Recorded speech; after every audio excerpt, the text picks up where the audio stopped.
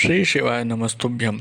स्वागत है आपका शिव पुराण श्री रुद्र संहिता तृतीय खंड नवे अध्याय में। पार्वती का स्वप्न। ब्रह्मा जी बोले, हे मुनि श्रेष्ठ नारद, जब मैना पार्वती के पास पहुंची तो उन्हें देखकर सोचने लगी कि मेरी पुत्री तो कोमल और नाजुक है। यह सदैव राजसी ठाट बाट में रही है।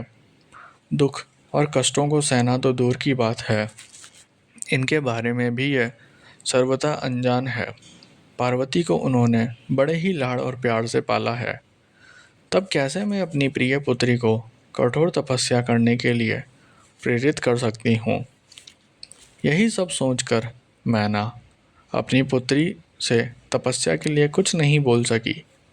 तब अपनी माता के चिंतित चेहरे को देखकर साक्षात जगदम्बा का अवतार धारण करने वाली देवी पार्वती ये जान गई कि उनकी माताजी क्या कहना चाहती है।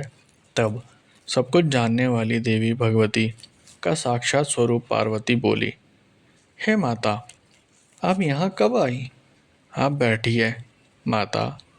पिछली रात्रि के ब्रह्म मुहूर्त में मैंने एक स्वप्न देखा है, उसके विषय में मैं आपको बताती हूँ। मेरे सपने में एक दयालु और तपस्वी ब्राह्मण आए। जब मैंने उन्हें हाथ जोड़कर नमस्कार किया तो वे मुस्कुराते हुए बोले कि तुम अवश्य ही भगवान शिव शंकर की प्राण वल्लभा बनोगी, इसलिए उन्हें प्रसन्न करने के लिए उनकी प्रेम पूर्वक तपस्या करो।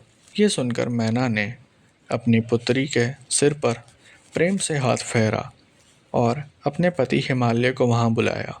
हिमालय के आने पर मैना ने पार्वती के सपने के बारे में उनको बताया। तब उनके मुख से पुत्री के सपने के विषय में जानकर हिमालय बहुत प्रसन्न हुआ।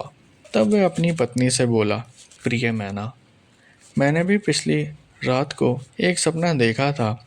मैंने अपने सपने में एक बड़े उत्तम तपस्वी को देखा। वह नारद मुनि द्वारा बताए गए सभी लक्षणों से युक्त थे। वे उत्तम तपस्वी मेरे नगर में तपस्या करने के लिए आए थे। उन्हें देखकर मुझे बहुत खुशी हुई। मैं अपनी पुत्री पार्वती को साथ लेकर उनके दर्शन के लिए उनके पास पहुंचा। तब मुझे ज्ञात हुआ कि वह नारद जी के बताए हुए वर भगवान शिव ही हैं। तब मैंने पार्वती को उनकी सेवा का उपदेश दिया, परंतु उन्होंने मेरी बात नहीं मानी। तभी वहाँ सांख्य और वेदांत पर विवाद छिड़ गया। तत्पश्चात उनकी आज्ञा पाकर पार्वती वहीं रहकर भक्तिपूर्वक उनकी सेवा करने लगी। हे प्रिय, ये मेरा सपना था जिसे देखकर मुझे अत्यंत प्रसन्नता हुई। मैं सोचता हूँ कि हमें कुछ समय तक इस सपने के सच होने की प्रतीक्षा करनी चाहिए। ऐसा कहकर हिमालय और मैना उस उत्तम सपने के सच होने की प्रतीक्षा करने लगे।